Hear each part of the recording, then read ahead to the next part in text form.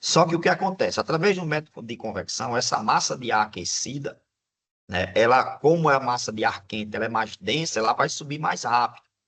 Então, quando ela se forma, ela já está numa altura já um pouco mais elevada, atingindo o outro andar. Quando pega lá uma cortina, né, ou alguma janela de madeira, ou algum produto que esteja próximo à janela, iniciando um outro incêndio. Então, essa massa de ar que passa de um local para o outro, essa massa de ar quente, oriunda de um princípio do incêndio, nós chamamos de convecção. E a irradiação, né, que é a transmissão realizada por ondas caloríferas vindas de uma fonte de calor. Também nós podemos dizer que através de não só de ondas de calor, mas por exemplo, raios solares.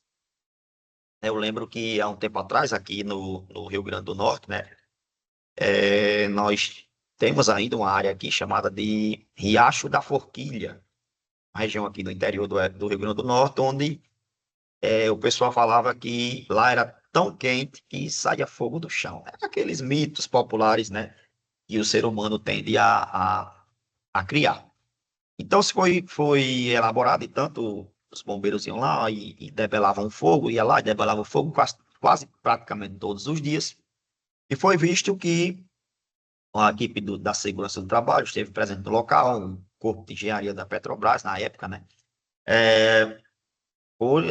fizeram uma avaliação e descobriram o que era a causa desses incêndios. O que era que acontecia, né? E esse incêndio, gente, geralmente era no mato, né? Na região aqui, na Caatinga.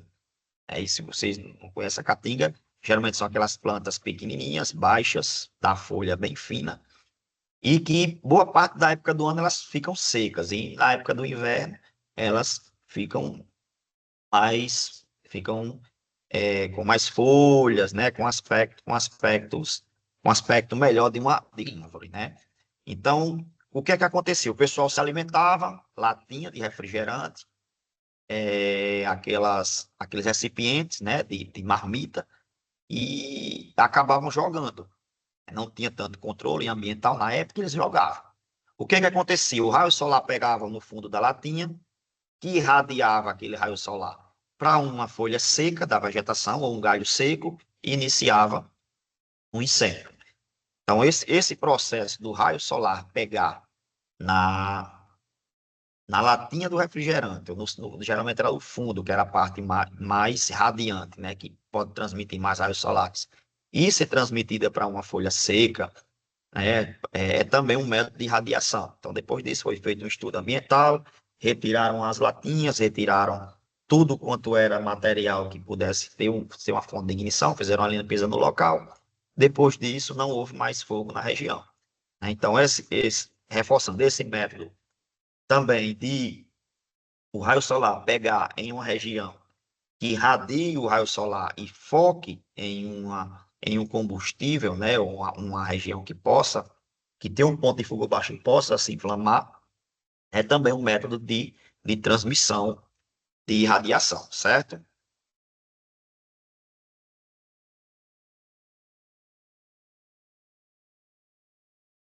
Tá funcionando legal, mas vamos lá.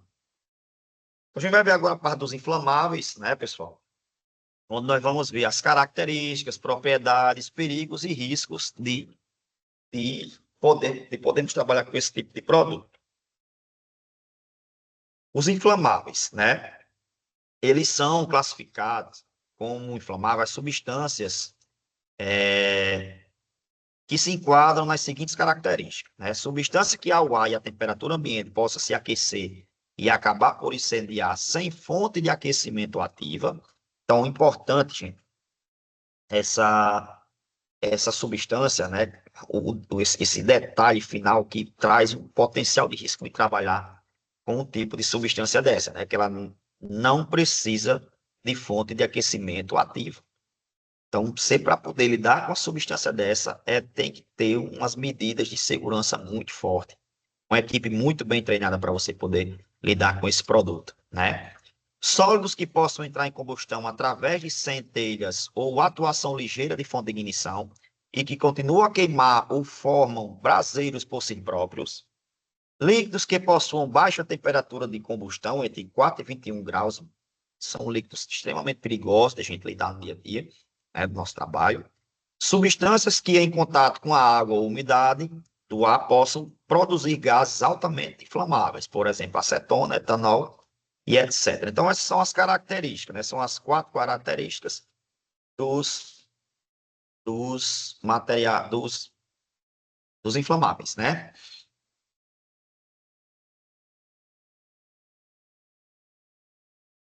Gás, né? Substâncias que em condições normais de temperatura e pressão, né? Entre 25 graus e... Só um momentinho.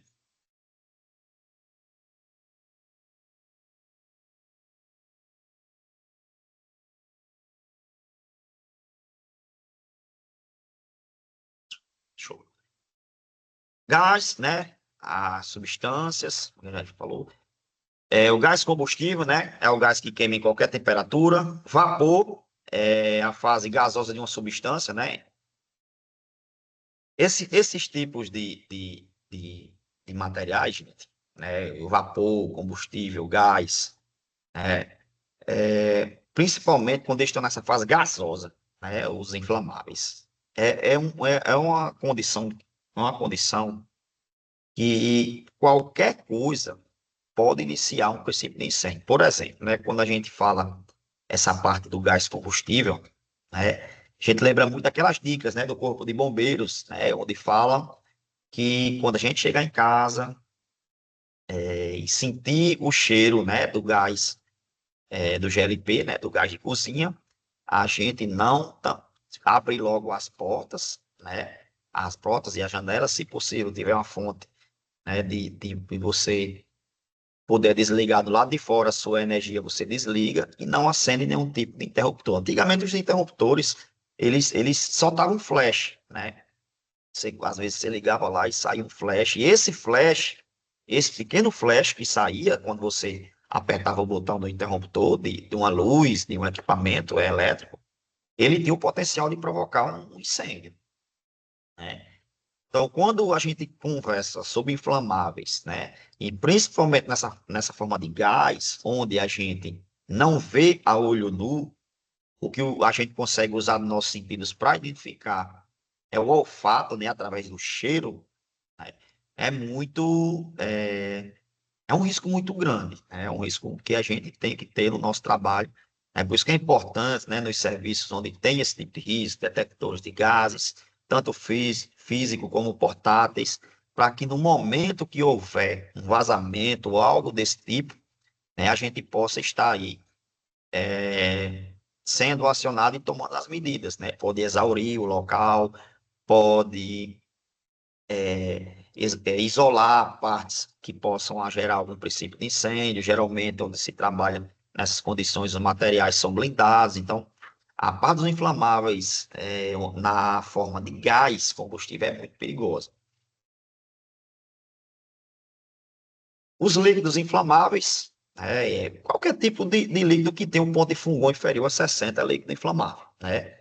Queima a temperatura ambiente e qualquer fonte de ignição pode acendê-lo, já que a temperatura de combustão é baixa, né? Um exemplo que nós temos é a gasolina, o álcool etílico, né, e etc. Logicamente, quando a gente fala de álcool etílico, existem várias outras ramificações de álcool etílico, né, gente? Então, quando a gente fala álcool etílico, é aquele álcool que se classifica na condição de líquido inflamável. Os sólidos combustíveis, né, que necessitam de serem aquecidos até emitir os vapores, vapores por destilação, e geralmente a sua temperatura de combustão situa-se acima dos 100 graus. Os sólidos pulverizados, partículas em suspensão no ar que se comportam como gases inflamáveis, podendo provocar explosões. Diga um exemplo de sólidos pulverizados que podem provocar uma explosão. Pó de serraria. Pó de serraria é um material extremamente inflamável que pode gerar um fogo, um incêndio grande, né? Dentro de serrarias, dentro de empresas que trabalham com beneficiamento de madeira, né, onde elas têm esse processo de corte, eles têm que adotar sistemas de proteção, tal como trabalhar com líquidos ou sólidos inflamáveis, né? Então, para as pessoas às vezes só um pozinho aqui de madeira, né?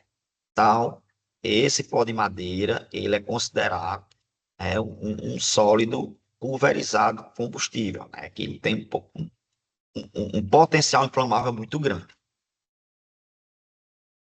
Gás liquefeito de petróleo, famoso GLP, que é composto por gases incolores, né? Propano, butano, e tem um odor característico, né? Eu acredito que vocês sabem que esse odor característico dele é induzido, né? Dentro do processo, é colocado essa característica dentro do processo de fabricação dele para a gente poder identificá-lo, né? Então, o GLP ele tem esse cheiro característico porque ele foi fabricado, esse cheiro é colocado nele para que a gente possa identificar quando ele estiver vazando, né? De uma forma geral, o GLP é considerado um asfixiante simples, embora o butano puro tenha um limite de tolerância de 470 ppm, partes por milhão, né, gente? E grau de insalubridade médio. Aí aqui faz um questionamento, né? Qual a diferença de GLP e GNV, né? Nunca confundir o GLP com o GNV, que é o gás natural veicular. A confusão entre GLP e GNV tem ocasionado diversos acidentes. O GLP é um gás liquefeito armazenado em cilindros de baixa pressão, de 5 a 8 atm, enquanto o GNV é um gás permanente à base de metano comprimido apenas em fase gasosa, em pressões elevadas, em torno de 200 a 220 atm. Devido a essas diferenças, os cilindros de GLP não são capazes de suportar o enchimento de GNV em altas pressões, o que fatalmente resultará na explosão do cilindro de GLP, com possibilidade real de lesão grave ou morte, né? Isso é importante, né? Dentro desse treinamento, destacar essa questão, porque acontecem acidentes, né? A gente sabe que existem carros aí, o pessoal adapta, né? Para o gás de cozinha, o botijão de gás de cozinha, e acaba indo abastecer, né, no GNV. E acontece muitas vezes, acontece não, geralmente acontece de explodir e provocar acidentes. Então é importante ter essa caracterização, né, dos dois para não confundir. Isso é mais para as pessoas que fazem, né, esse tipo de, digamos assim, de arranjo, né, dentro do seu carro, né, para poder conduzi-lo com um tipo de combustível mais barato. Mas ele é muito perigoso e prejudica bastante seu veículo. Perigoso de incêndio, perigoso de acidente, enfim. O que assim, a gente pode resumir é que não vale a pena, né? Mas só para a gente ir ilustrando nosso treinamento, a diferença entre GLP e GNV. As propriedades, né? Todas as informações, características, propriedades, perigos e riscos das substâncias inflamáveis poderão ser verificadas nas respectivas fichas de informações de segurança que acompanham o produto. As que antigamente nós chamávamos de FISPIC, né, gente? Hoje a gente sabe que existe a questão da mudança para FDS. Então, mais no mais, vai ser um documento de segurança onde as características, as informações principais do produto vão estar inseridas nesse documento. Vai dizer